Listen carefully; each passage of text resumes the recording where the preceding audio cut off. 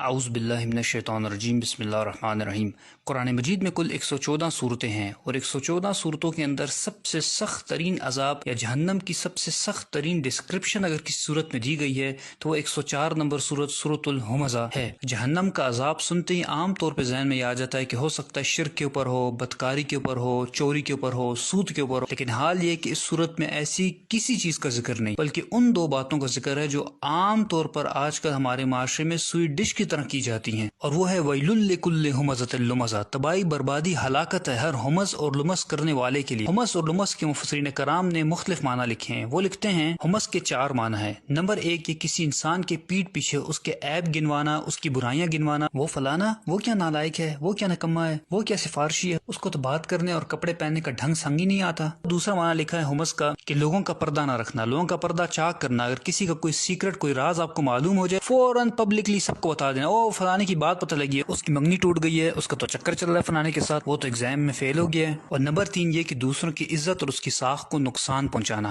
اگر کسی محفل میں کسی کی تعریف ہو رہی ہو تو فوراً سے اس شخص کی کوئی ایسی برائی بیان کر دینا جس سے اس کا امپریشن اس محفل کے اندر خراب ہو جائے۔ یعنی اگر لوگوں کے دلوں میں اس انسان کے لیے محبت ہو، عزت ہو، تو صرف حسد کی بنیاد پر کہ لوگ میری تعریف کیوں نہیں کرے، پھر بچوں کی تعریف کیوں نہیں کرے، اس انسان کی مخالفت شروع کر دینا اور جھوٹی سچی لگا کر لوگوں کے دل اس سے برے کر دینا۔ علامہ آلوسی رحمۃ اللہ لکھتے ہیں کہ جس وقت یہ 3 کام ہوں گے تو اس کا رزلٹ وہ چوتھا کام نکلے گا، اور وہ چوتھا کام کیا ہے؟ الکسر، یعنی توڑنا۔ ان تینوں کاموں کا نتیجہ یہ نکلے گا کہ پھر بعض اوقات رشتہ داری ٹوٹ جائے گی۔ جب آپ ایک انسان کی ہر وقت عیب بیان کریں گے، اس کی کسی برائی پہ پردہ نہیں رکھیں گے، لوگوں کے سامنے ہر وقت اس کا امپریشن خراب کریں گے، تو اس کا خود بخود رزلٹ یہ نکلے گا کہ وہ انسان آپ سے اٹھنا بیٹھنا چھوڑ دے گا اور اس کا سارا گناہ آپ کے اوپر آئے گا۔ چنانچہ رسول اللہ صلی اللہ علیہ وسلم نے ایسے لوگوں کے بارے میں ارشاد فرمایا، مسلم احمد کے اندر حدیث شریف ہے، شرار و عباد اللہ کی مخلوق میں سب سے بدترین انسان کون ہے؟ المشاؤون بالنمیمہ، جو لوگوں کی پیٹ پیچھے ان کی برائیاں بیان کرتے ہیں، ان کی چغلیاں کرتے ہیں، والمفرقون بین الاحبہ، اور آپس میں محبت کرنے والوں کے درمیان نفرتیں پیدا کرتے ہیں، ان کے دلوں کو برے کرتے ہیں ایک دوسرے سے برائیاں کر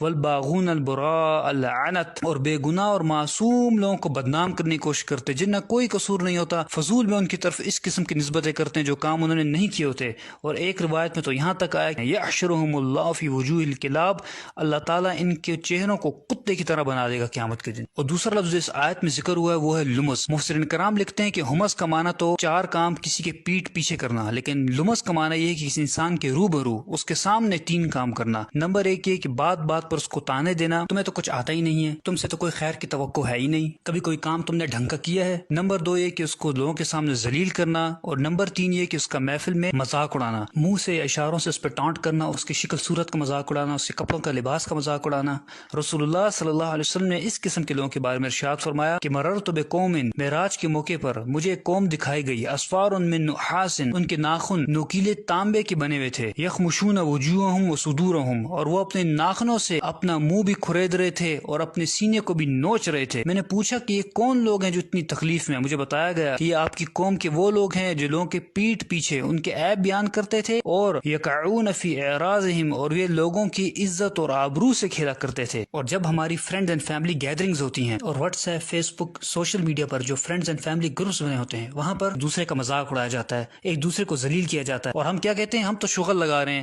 ہم تو کٹ لگا رہے ہیں، لیکن ہمیں اس بات کا بالکل احساس نہیں ہوتا کہ ہم کس طریقے سے ایک انسان کا دل دکھا رہے ہیں، اس کی دل آزاری کر رہے ہیں، اس کا مذاق اڑا رہے ہیں، اس کو ذلیل کر رہے ہیں محفل میں، اور جانتے ہیں کہ اگر آپ ایسا کر رہے ہیں تو آپ کا انجام کیا ہوگا۔ ایسے لوگوں کے بارے میں رسول اللہ صلی اللہ علیہ وسلم نے ارشاد فرمایا کہ ان لوگوں کو جہنم کی ایک وادی میں ڈالا جائے گا جس وادی کا نام ویل ہے، ویل واد فی جہنم، یہ جہنم کی ایک وادی ہے، تعوذ منہ جہنم، اور یہ اتنی خطرناک اور گرم ترین وادی ہے کہ خود جہنم اس سے پناہ مانگتی ہے، کل یوم 70 مرہ، 70 دفعہ جہنم خود پناہ مانگتی ہے اس وادی سے کہ یا اللہ مجھے اس سے پناہ میں رکھ۔ ایسے لوگوں کو اس وادی میں اللہ تعالیٰ ڈالے گا۔ اور امام راضی رحمۃ اللہ لکھتے ہیں کہ یہاں جو ذکر ہوا ہے ویل کا، یہ ویل بیسکلی کیا ہے؟ یہ بدوائیہ کلمات ہیں، اور یہ کس کی طرف سے ہیں؟ جب آپ کسی انسان کی عزت ساخت کو نقصان پہنچاتے ہیں، اس کا مذاق اڑاتے ہیں، تو جو اس کی دل آزاری ہوتی ہے اور وہ جو دل سے بدوا نکلتی ہے، یہاں اس کا ذکر ہے۔ دوسرا معنی وہ لکھتے ہیں کہ یہاں ویل سے مراد ہے کہ اللہ تعالیٰ آپ کو بدوا دے رہے ہیں، آپ یہ کام کر رہے ہیں، ویل لکل ہمزۃ لمزہ، آپ سوچ لیں کہ اللہ تعالیٰ فرما رہا ہے کہ تو تباہ برباد ہو جا، تو اس قسم کے کام کرتا ہے، تو ایسے انسان کو کیا دنیا میں ملنے والا ہے اور کیا آخرت میں ملنے والا ہے۔ اور اب یہاں اس نفسیات کو بھی سمجھ لیجئے کہ یہ کام کر کرتے کون لوگ ہیں؟ تو اس آیت میں آگے اللہ تعالیٰ نے فرما دیا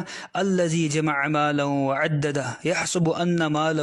اخلدہ، وہ لوگ جو مال جمع کر کر کے رکھتے ہیں اور سمجھتے ہیں کہ ان کا مال باقی رہے گا۔ یعنی کیا معنی ہوا؟ معنی یہ ہوا کہ وہ لوگ جو آپ کے فرینڈز فیملی سرکل کے اندر آپ کے مقابلے میں اسٹیٹس میں زیادہ ہیں، تعلیم میں زیادہ ہیں، مال و دولت میں زیادہ ہیں، ان کا بیک گراؤنڈ زیادہ مضبوط ہے، تو پھر ایسے لوگ خود بخود اپنے آپ کو سپیریئر سمجھتے ہیں۔ جب یہ سپیریئر سمجھتے ہیں تو پھر یہ آپ کو حقیر سمجھتے ہیں اور آپ کو ذلیل کرتے ہیں، آپ کا مذاق اڑاتے ہیں۔ اور معذرت کے ساتھ ان لوگوں سے زیادہ قصور ان لوگوں کا ہے جو لوگ ان کے اندر گھسے بیٹھے رہتے ہیں ہر وقت، جو ان کو ہر چیز میں اپنا بڑا بناتے ہیں۔ جب یہ لوگ ان کو بڑا بناتے ہیں تو ان کو موقع ملتا ہے کہ اس قسم کے کام کرتے ہیں۔ اور امام رازی رحمۃ اللہ علیہ ان پالشی اور چاپلوس قسم کے لوگوں کے بارے میں لکھتے ہیں کہ جس وقت ان امیر لوگوں سے یہ اٹھ کر جاتے ہیں تو یہ امیر لوگ ان کے پیچھے بھی ہنستے ہیں، اور یہی ان کی سزا کے لیے کافی ہے۔ اور یاد رکھیں کہ یہ دنیا میں سزا ہے، لیکن آخرت میں ان کو بھی اتنی ہی سزا ملے گی جتنا کہ مذاق اڑانے والے امیر لوگوں کو سزا ملے گی۔ اور آخر میں اللہ تعالیٰ سے دعا ہے کہ اللہ تعالیٰ ہمیں زبان کے شر سے بچائے، اور اب تک جو بھی زیادتی ہم سے ہوئی اللہ تعالیٰ اس میں معاف فرمائے اور ہمیں سچی توبہ کرنے کی توفیق عطا فرمائے۔ سب سے دو درخواستیں ہیں، ایک 2 نفل پڑھیں اور اللہ تعالیٰ سے معافی مانگیں، دوسرا ان حدیث کو زیادہ سے زیادہ آگے پہنچائیں تاکہ آپ کا بھی صدقہ جاریہ بنے، ہمارا بھی۔ جزاک اللہ خیر۔